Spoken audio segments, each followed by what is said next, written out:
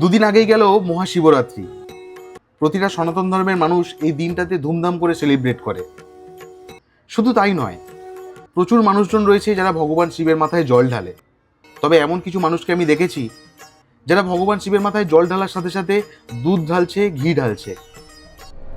সেই ঢালা দুধ আর ঘি কিছুক্ষণ পরে একটা নালার মধ্যে দিয়ে গিয়ে পড়ছে নর্দমাতে, যেটা কিন্তু ভগবান শিব গ্রহণ করছেন না। তবে টাকাটা তোমাদের সম্পূর্ণ, তুমি কিভাবে সেটা ইউটিলাইজ করবে সেটা তোমার পার্সোনাল ব্যাপার। তবে আমার যতটুকু মনে হয়েছে ততটুকুই বলছি, পারলে তুমি একটা গ্লাস দুধ ভগবানের মাথায় না ঢেলে একটা দুস্থ পরিবারকে দিতে পারো, তাহলে হয়তো তাকে একবেলা অভুক্ত থাকতে হবে না। এতে দেখবে ভগবান তোমাকে দুহাত তুলে আশীর্বাদ করবে। আসলে মানুষ সেবাই হচ্ছে সবচেয়ে বড় সেবা। পারলে দুস্থদেরকে দান করো। আসলে কোথাও লেখা নেই যে ভগবানের মাথায় দুধ ঢালতে হবে কিংবা ঘি ঢালতে হবে। এই সূত্রে তোমাদেরকে একটা গল্প শোনাই। নৃপেনবাবু হচ্ছে শহরের একজন নামকরা ব্যবসায়ী। শহরের বুকে আজকের দিনে তার কাছে 5টা বাংলো রয়েছে, 10 থেকে 15টা গাড়ি রয়েছে, আর পয়সার বিন্দুমাত্র অভাব নেই। তবে নৃপেনবাবু ছিলেন একজন ভীষণ দয়ালু আর দানী ব্যক্তি। তিনি সবসময় দুস্থ মানুষের পাশে থেকেছেন। তবে মন্দিরে তিনি তেমন একটা দান করে উঠতে পারেননি। এরকম একটা দিন বিকেলবেলা নৃপেনবাবু অফিস থেকে বাড়ি ফেরেন। বাড়ি ফেরার পর থেকে তিনি কন্টিনিউ অস্বস্তি ফিল করতে শুরু করেন। তবে কি কারণে তিনি অস্বস্তি ফিল করছেন সেটা নিজেও বুঝে উঠতে পারছেন না। বাড়ির লোকজন সবাই ব্যাকুল হয়ে পড়েন। তাকে তড়িঘড়ি ডক্টরের কাছে নিয়ে যান। ডক্টর তাকে চেক আপ করে পরিষ্কার জানিয়ে দেন তিনি ফিজিক্যালি পুরোপুরি ফিট, তবে হয়তো কোনো মেন্টালি স্ট্রেস রয়েছে, যার জন্য এটা তিনি অনুভব করছেন। সন্ধ্যাবেলা তিনি যথারীতি বাড়িতে আসেন, রাতের ডিনার সেরে শুতে যান। ঘুম কিছুতেই আসছে না।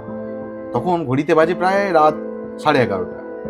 হঠাৎ তিনি ভাবেন, আমি কিছুক্ষণ মন্দিরে বসে আছি। পাশে ছিল এক জাগ্রত মন্দির।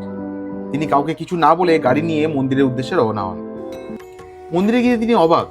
তিনি দেখেন এত রাতে এক ভদ্রলোক অসহায় হয়ে মাথায় হাত দিয়ে মন্দিরের গেটের সামনে বসে রয়েছে। তাকে দেখে তিনি নৃপেনবাবু জিজ্ঞাসা করেন, আচ্ছা, আপনি এত রাতে এখানে কেন বসে রয়েছেন? তখন ভদ্রলোক জানায় যে, স্যার, আমার ছেলের অপারেশনের জন্য 1 লক্ষ টাকার দরকার, যেটা আমি সারাদিনেও জোগাড় করতে পারিনি। তাই অসহায় হয়ে আমি ভগবানের শরণাপন্ন হয়েছি, যদি ভগবান আমাকে কিছু ব্যবস্থা করে দেন। এ কথা শুনে তিনি ভীষণ ব্যাকুল হয়ে যান। সঙ্গে সঙ্গে তিনি ছেলেকে ফোন করে বলেন, তুমি ইমিডিয়েট 1 লাখ টাকা নিয়ে মন্দিরের সামনে এসো। ছেলেও যথারীতি 1 লাখ টাকা নিয়ে আসে। তিনি ভদ্রলোককে 1,05,000 টাকা দিয়ে বলেন, 1 লাখ টাকা অপারেশনের খরচা, 5,000 টাকা দিলাম আদার্স খরচা হিসাবে। আর আমি আমার অ্যাড্রেসটা আপনাকে দিচ্ছি। যদি আরও কিছু লাগে অবশ্যই আপনি আমার কাছে আসতে ভুলবেন না। যতটুকু সহজ সম্ভব আমি আপনাকে সাহায্য করব। নৃপেনবাবুর মুখে এমন কথা শোনার পরে ভদ্রলোক তার পা জড়িয়ে ধরে বলেন, স্যার, আমার আর কিছু লাগবে না। ভগবান বোধহয় তার দুধ হিসাবে আপনাকে আমার কাছে পাঠিয়ে দিয়েছেন। আমার কাছে এটুকুই যথেষ্ট। সত্যি আমরা সবাই হয়তো ভগবানের দূত। তাই পারলে একটু দুস্থ মানুষের পাশে গিয়ে দাঁড়াও, তাদেরকে সাহায্য করো। সে একটা কথায় আছে না, জীবে প্রেম করে যেই জন সেই জন সেবিছে ঈশ্বর। যাই হোক, আজকে গল্পটা এখানে শেষ করলাম। সবাই ভালো থেকো, সুস্থ থেকো, সবাইকে ভালো রেখো। টাটা।